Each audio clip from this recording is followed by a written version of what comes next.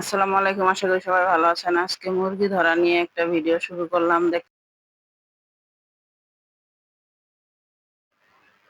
দেখুন, মা মুরগি পালছে, আমাদের জন্য রাখছে মুরগি। সে মুরগি ছেড়ে দেওয়া হয়েছে, তার জন্য সবাই মিলেমিশে ধরবো মুরগি। দেখুন, সবাই মুরগি ধরার জন্য দৌড়াদৌড়ি করতেছি। সব বাচ্চারা, আমরা সবাই, বড় ছোট সবাই মিলে মুরগিটা ধরবো। দেখি কিভাবে ধরতে পারি। আপনারা আমাদের সাথেই থাকুন আর দেখতে থাকুন কিভাবে সহজেই কি ধরতে পারি কিনা। দেশি মুরগি যেহেতু এর ধরা খুব কঠিন।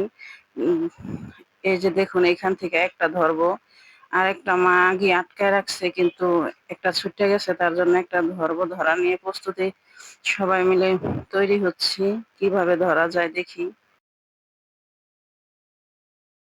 মা বলতেছে ওদিক থেকে ঘরে নেই, ঘরে ঢুকলে ধরতে সুবিধা হবে, কিন্তু না, মুরগি তো ঘরের দিকে যায় না। মুরগি খুব চালাক, দেশি মুরগি এভাবেও চালাক।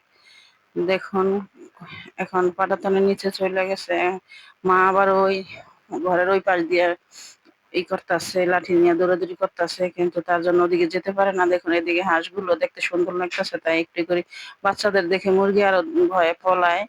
কিন্তু মূলত মা আর আমি মিলে মুরগি ধরার জন্য করতেছে, আর বাচ্চারা একটু ঝামেলা করে আর বিরক্ত করে মুরগি খেদাই দিতেছে। কিন্তু দেখুন, এদিকে দেখা যাচ্ছে মুরগিগুলো, আর ওদিকে দেখুন কিনা মুরগি। এগুলো হচ্ছে ফার্মের মুরগি। এখান থেকে বাড়িতে লোক সংখ্যা বেশির কারণে পালের মুরগি দিয়ে হবে না, তাই এবার ফার্মের মুরগি এনেছে বাচ্চাদের জন্য। দেখুন, আবারও দেখি মুরগিগুলো কোথায়। খুঁজতাছি, এদিক দিয়ে দেখতাছি, এদিক দিয়ে দেখতাছি, কোনো দিক দিয়ে দেখা যাইতেছে না। কিন্তু মা গেছে আবার ওই পাশ দিয়ে, আমি কাছে আছি। এদিক দিয়ে আমি, ওদিক দিয়ে মা আছে, কিন্তু দেখেন অবশেষে মুরগিগুলো কাছে এসেছে। এখন ধরতে পারি কিনা, কিভাবে দৌড়ই, দেখতে থাকুন। এই দুইটার থেকে একটা ধরবো। দেখি দেখি, এই তো ধরে ফেলাইছি। দেখুন কি সহজেই ধরে ফেলেছি। এখন দেখুন, আর ছোটার কোনো কায়দা নেই। এখন এটা জব করার পালা।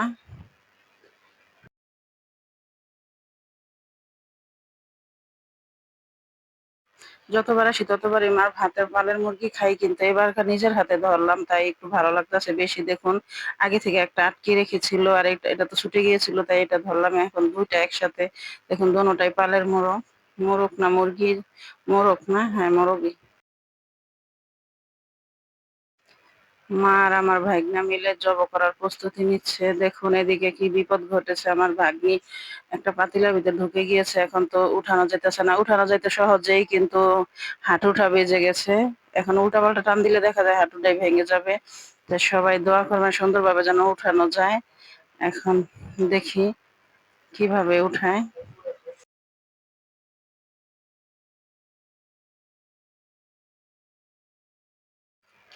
দেখুন, আমার বোন জামাটা টেনে খুলে ফেলছে। জামাটা খোলার পরে বলতেছে যে লোশন বা তেল দিলে এদিকে একটু উঠাতে সহজ হবে। দেখুন, জামাটা খুলে ফেলছে, আর বাচ্চা মানুষ তো ভয়ে এভাবেই আতঙ্ক হয়ে যায়, কান্নাকাটি করতেছে। দেখুন, একজনের পিছে কতজন অস্থির হয়ে যাইতেছে, কিন্তু তারপরও কোনো। ধন্যবাদ সবাইকে আমাদের ভিডিওটি দেখার জন্য।